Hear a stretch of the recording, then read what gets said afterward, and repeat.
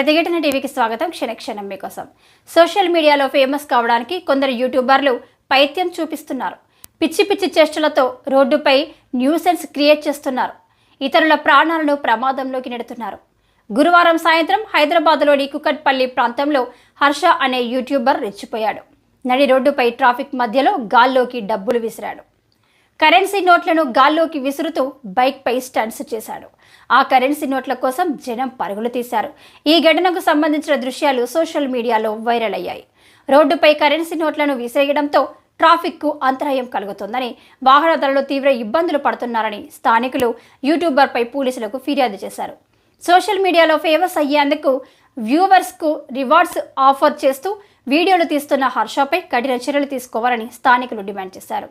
దీంతో యూట్యూబర్ హర్షపై సైబరాబాద్ పోలీసులు ఈ రోజు 2 పోలీస్ స్టేషన్లలో కేసులు నమోదు చేశారు.